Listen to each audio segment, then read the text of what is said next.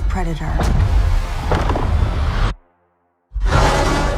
Hey everyone, welcome back to your nerdy show. I'm your host, Spoiler Master, and today we're diving into the most terrifying creature the Predator franchise has ever unleashed, the Kalisk. This isn't your average hunt. This thing doesn't die, it regrows. From slicing off its head to watching it stitch itself back together, the Kalisk takes Unkillable to a whole new level. But here's the real twist. It's not alone. Yep, this monster might actually have a child. So what is the Kalisk? Where did it come from? And what makes Weyland-Yutani so desperate to capture it alive? Let's tear into the mythology, the science, and the shocking ending that made the Kalisk one of the deadliest and most tragic creatures in Predator Badlands.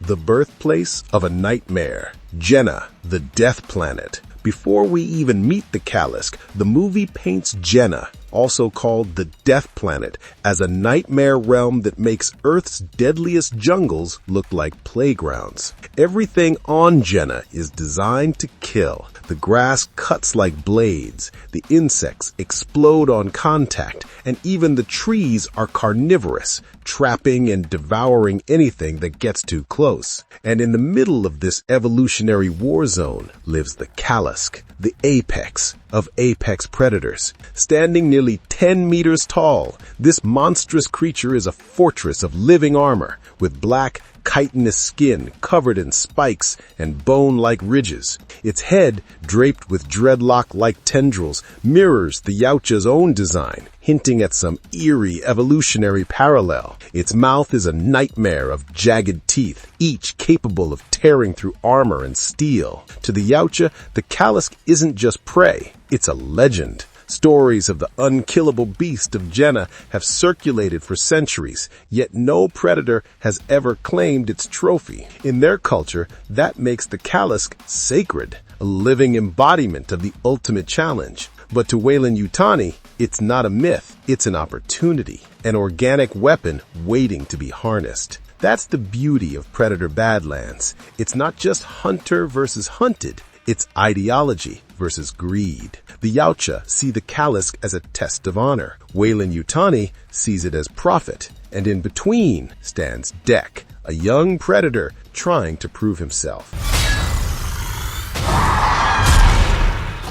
Anatomy of an unkillable beast. So what makes the Kalisk such a force of nature? It's not just brute strength or size. It's biology that borders on divine punishment. The Kalisk's defining trait is its regeneration. Its body can heal almost any damage in seconds. Sever a limb, and it regrows before your eyes. Decapitate it, and its head reattaches itself in a grotesque ballet of twitching nerves and sinew. Plasma shots, acid burns, explosives, none of it sticks for long. Weyland-Yutani scientists call its healing factor symbiotic nanotechnology on a primal scale. In other words, its cells act like self-repairing machines, pulling energy directly from Jenna's toxic air and minerals. It doesn't just survive the planet's environment, it thrives on it. Its hide is essentially impenetrable, composed of overlapping armor plates that act like living shields.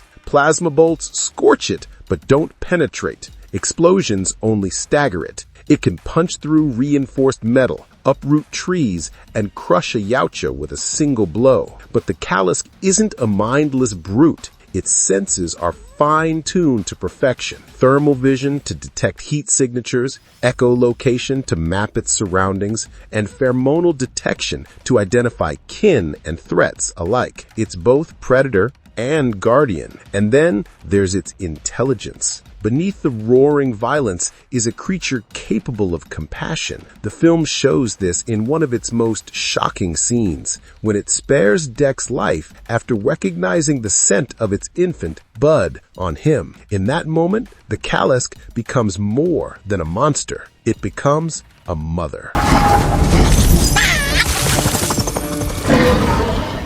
Dek, Thea, and the Kalisk. A hunt turned alliance. The Kalisk's story intertwines with that of Dek, the film's Yautja protagonist. Dek is considered a runt among his kind, smaller, weaker, and seen as unworthy by his father, Njor, a clan leader obsessed with strength. After failing his initiation, Dek is exiled, but given one last chance at redemption, a solo hunt. His choice prey? The Kalisk. Dek travels to Gaina seeking glory and vengeance for his slain brother, Quay. But instead of triumph, he crashes headfirst into the planet's nightmare. There he meets Thea, a damaged Weyland-Yutani synthetic who's been stranded after a failed mission to capture the Kalisk. With her body torn in half, Thea forms a fragile alliance with Dek, offering information about the planet and the creature in exchange for help reuniting her severed body. Their uneasy truce becomes a journey across Gaina's twisted landscape. Along the way, they encounter Bud, a young Kalisk, small, playful, and curious. Dek saves Bud from a predatory plant, and in return, the little creature marks him with a scent signal, essentially labeling him as family. This single act changes everything. When Dek finally faces the adult Kalisk in battle, it's one of the most jaw-dropping sequences in the entire Predator series.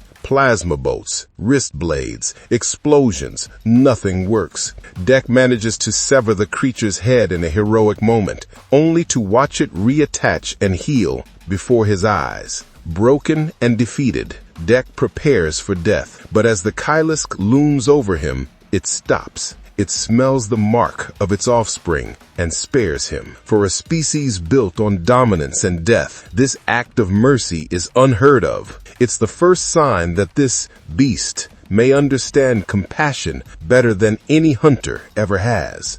We might not be alone in this hunt.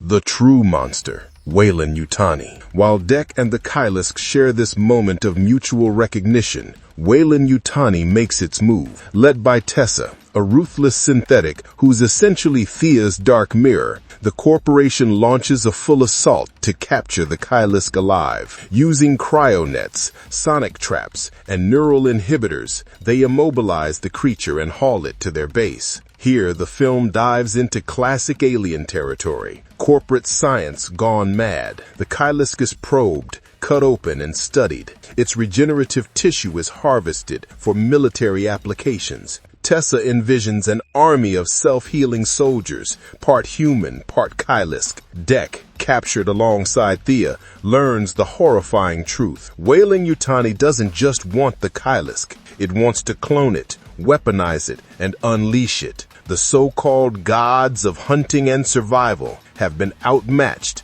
not by nature, but by greed. With Thea's help, Dek breaks free and leads a counterattack. Bud, the infant Kalisk, joins the fight, her instincts awakened by her mother's suffering. The ensuing chaos is pure cinematic carnage. Yautja tech, corporate androids, and the Kalisk herself tearing the facility apart in a symphony of destruction. What happened to the Kalisk? As the facility burns, Dek and the Kalisk fight side by side against Tessa, who pilots a massive exosuit modeled after Yautja armor. The Kalisk impales the mech, jaws crushing the synthetic's torso. But Tessa has one last trick. She forces a stolen nitrogen bomb into the Kalisk's mouth, detonating it from the inside. The explosion doesn't just wound, it freezes. The Kalisk's internal regeneration system seizes up under the sudden cryogenic burst. Its heart stops. Cracks form across its body like shattered glass. With one final roar, the beast collapses, its immense frame turning to icy fragments before collapsing into silence. It's the only way the film shows that such a creature can die from within. External attacks failed, but its own regenerative core became its weakness. A poetic, tragic end for something built to endure. Bud's reaction is heartbreaking. The infant wails in anguish, its roar echoing across the planet as it cradles the remains of its mother. Dek and Thea stand in quiet respect, recognizing the weight of what's been lost. In a final act of revenge, Bud kills Tessa, ripping her head off in a surge of primal rage. The cycle of predator and prey ends, but not in triumph, in grief. Legacy of the Kalisk. In the aftermath, Dek returns to Yautja Prime, not as a hunter, but as a changed being. He rejects the clan's obsession with dominance and bloodshed. Instead, he brings with him Thea and Bud, forming an unlikely family of predator, synthetic, and alien child. Through this bond, Predator Badlands redefines what it means to be strong. Strength isn't just killing, it's knowing when to spare, when to protect, when to understand. The Kalisk's death isn't the end of its legacy, it's the beginning. Bud shows signs of growing into something even more powerful. Tiny spikes begin forming. Her wounds heal almost instantly, and Weyland-Yutani's final transmission hints that other Kalisks still roam Guyana, hidden, waiting. Dan Trachtenberg leaves the door wide open for sequels or crossovers, perhaps even connecting the Kalisk species to the broader Alien vs. Predator universe. The creature's design and regenerative traits bear uncanny resemblance to early Weyland-Yutani bioweapon experiments, maybe even precursors to xenomorph evolution. The symbolism behind the beast. The Kalisk isn't just a monster, it's a metaphor. It represents everything humanity and the Yautja have forgotten about survival. It kills only when threatened, it protects its young, it endures rather than conquers. And in doing so, it forces the hunters to confront their own savagery. In many ways, the Kalisk embodies nature itself, beautiful, terrifying, and ultimately indifferent to ambition. Weyland-Yutani tried to control it. Dek tried to defeat it, but neither truly understood it. Its mercy and its wrath were two sides of the same coin. When the Yautja elder said, "The Kalisk does not hunt, it endures until all else breaks," it wasn't just about power, it was prophecy. The Kalisk wasn't a villain or a victim, it was balance incarnate. Our nerdy thoughts. The Kalisk stands among the greatest creatures in Predator lore, a perfect fusion of myth and biology, terror and tragedy. It gave us the franchise's most emotional story since Prey, blending monstrous scale with a surprising dose of heart. Its death may have been tragic, but its roar echoing across Guyana skies and through Dek's newfound purpose ensures its legacy will live on. And with Bud's survival, one thing's certain, the next evolution of the hunt has already begun. The Kalisk didn't just challenge what it means to be a predator, it reminded us that even legends can fall, but their echoes never fade. And that's the terrifying truth about the Kalisk, a creature that refuses to die and might just change everything we know about the Predator universe. If you enjoyed this breakdown, don't forget to hit that like button, subscribe, and ring the bell so you don't miss more deep dives